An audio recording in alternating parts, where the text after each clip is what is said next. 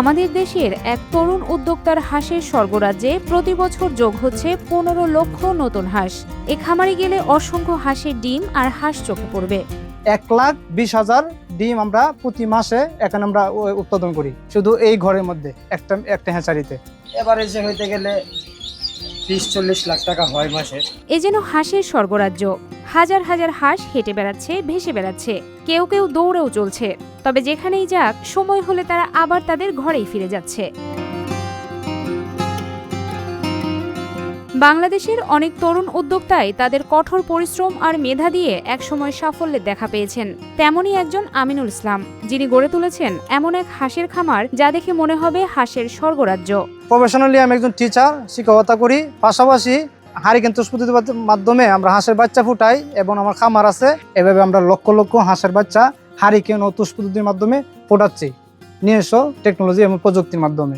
আমিনুল ইসলামের যে হ্যাচারি, সেটি নাকি তার চাচার হাত ধরেই শুরু হয়েছিল 1990 সালে। পরবর্তীতে তার বাবা এর দায়িত্ব নেন।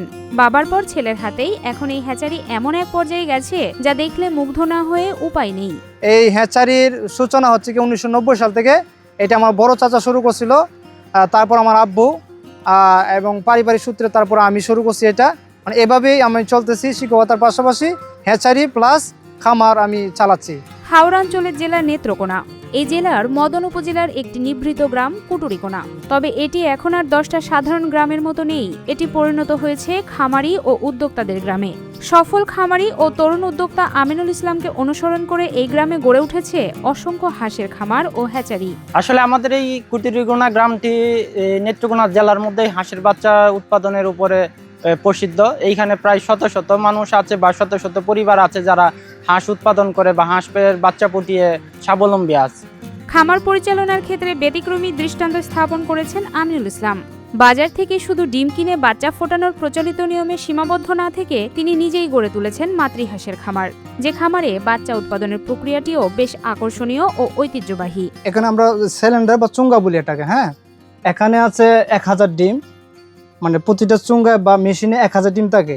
ওই 1000 ডিম এই যে হারিকেন রাখছে এটার মধ্যে, তো 2 ঘন্টা পর পর আমরা ট্রান্সফার করি। অর্থাৎ হারিকেনটা ছিল এটার মধ্যে, এখানে আছে ডিম, ওই ডিমগুলা 2 ঘন্টা পর এখানে আসবে আর হারিকেনটা চলে যাবে এখানে। আবার 2 ঘন্টা পরে এই ডিমগুলা যাবে এখানে, হারিকেনটা চলে আসবে এখানে। সম্পূর্ণ দেশীয় প্রযুক্তি কাজে লাগিয়ে বিশেষ হারিকেন বা তুষ পদ্ধতিতে এখানে ফোটানো হয় হাঁসের বাচ্চা। আমরা প্রথমে আপনাকে দেখানোর চেষ্টা করছি যে সিলিন্ডার বা চুঙ্গায় আমরা 14 থেকে 15 দিন রাখি হারিকেন এবং এই পাশে আরেকটা মেশিনের মাধ্যমে। 15 দিন পরে আমরা যে ভেড়ে আনি, এটাকে আমরা ভেট বলি। এই ভেড়ের মধ্যে আমরা নিয়ে আসি, যে আপনারা দেখলেন বেডে নিয়ে আসি। এখানে এক একটা বেডে আমাদের 15,000 ডিমের ক্যাপাসিটি। এখানে বেড আছে 4টা, 15 30 আর 30 60,000 ডিম আমরা একসাথে বসাইতে পারি। আর ওই আরেক মেশিন আছে, এখানে হচ্ছে আরো 60,000, 1,20,000 ডিম আমরা প্রতি মাসে এখানে আমরা উৎপাদন করি। এরপর অত্যন্ত নিখুঁত ও সতর্কতার সাথে লিঙ্গভেদে বাছাই করা হয় সদ্য ফোটা এসব হাঁস ছানাদের। এরপর তাদেরকে আলাদা করে রাখা হয়। এটা জাতে জাত আলাদা হবে, পুরুষটা এক জায়গায় থাকবে, মহিলা এক জায়গায় থাকবে। যে যেটা নিতে চাই তাদেরকে সেটা দেওয়া হবে।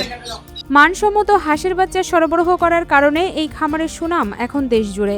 এখানকার উন্নত জাতের হাঁসের বাচ্চা সংগ্রহ করতে প্রতিনিয়ত দূর দূরান্ত থেকে ছুটে আসছেন ক্রেতারা। শুধু উৎপাদন বা বিক্রি নয়, ক্রেতাদের সুবিধার্থে সম্পূর্ণ নিরাপদে বাচ্চা গন্তব্যে পৌঁছে দিতে কাজ করছেন নির্দিষ্ট পরিবহন কর্মীরা। বাংলাদেশ 64 জেলাতে গিয়ে আসে।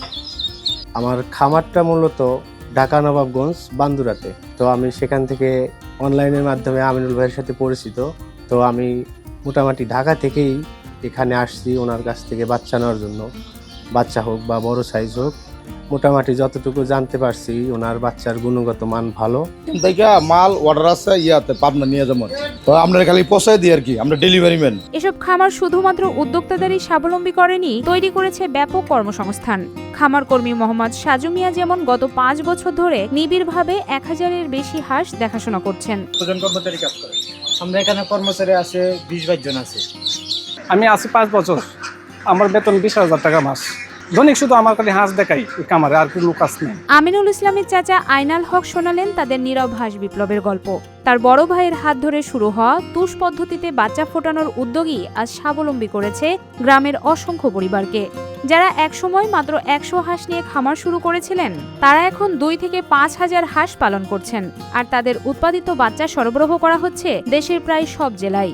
সর্বপ্রথম আমার বড় ভাই এই সময় এই হাঁস ছিল না, যখন আমার ভাই এই যে তুষ পদ্ধতির মাধ্যমে আমরা হাঁসের বাচ্চা, এটা কিন্তু তুষ পদ্ধতির বাচ্চা, এই বাচ্চা যখন আমরা আপনার পুড়াই তখন এটা এই ময়মনসিংহে ছিল না।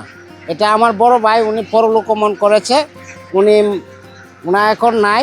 আমরা তুষ পদ্ধতির মাধ্যমে হাঁসের বাচ্চা পুড়াই। প্রায় 75টা পরিবার এই হাঁসের সাথে জড়িত আছে। মোটামুটি তো ভালো লাভ। এটা তো একসময় হাঁস তো মানুষ পালছে না, এখন বর্তমানে তো আপনার যারা 100 হাঁস পালতো এরা 2000 হাঁস পালে। যারা 2000 হাঁস গত সিজনে নিছে এরা 4000 5000 হলে হাঁসের বাচ্চা নিতেছে, হালতাছে, বড় হইতাছে, ব্যস্তাছে। এলাকাবাসীদের মতে আমিনুল ইসলাম একজন সফল উদ্যোক্তা, যার কাছ থেকে হাতে কলমে প্রশিক্ষণ নিয়ে এলাকার কয়েকশো পরিবার এবং হাজারো মানুষ আজ হাঁস ও হ্যাচারি ব্যবসার মাধ্যমে স্বনির্ভর। যে আমিনুল ইসলাম ভাই হচ্ছে একজন সফল উদ্যোক্তা। ওনার কাছ থেকে অনেকেই হাঁসের বাচ্চার উপরে প্রশিক্ষণ নিয়ে এখন স্বাবলম্বী। উনি প্রায় কয়েক হাজার মানুষকে এটার উপরে প্রশিক্ষণ দিছে এবং ওনার কাছ থেকে প্রশিক্ষণ নিয়ে প্রায় কয়েকশো পরিবার এখন স্বাবলম্বী। তার কাছ থেকে প্রশিক্ষণ নিয়ে কুটুরিকোনা গ্রামের শত শত পরিবার হাঁসের বাচ্চা উৎপাদনের মাধ্যমে আর্থিকভাবে স্বাবলম্বী হয়েছে। আর এর ফলেই গ্রামটি এই শিল্পের জন্য পুরো নেত্রকোনা জেলায় ব্যাপক প্রসিদ্ধি লাভ করেছে। কঠোর পরিশ্রম এবং সঠিক নির্দেশনায় কুটুরিকোনা এই হাঁসের খামারগুলো হয়ে উঠেছে গ্রামীণ অর্থনীতির এক নতুন চালিকা শক্তি।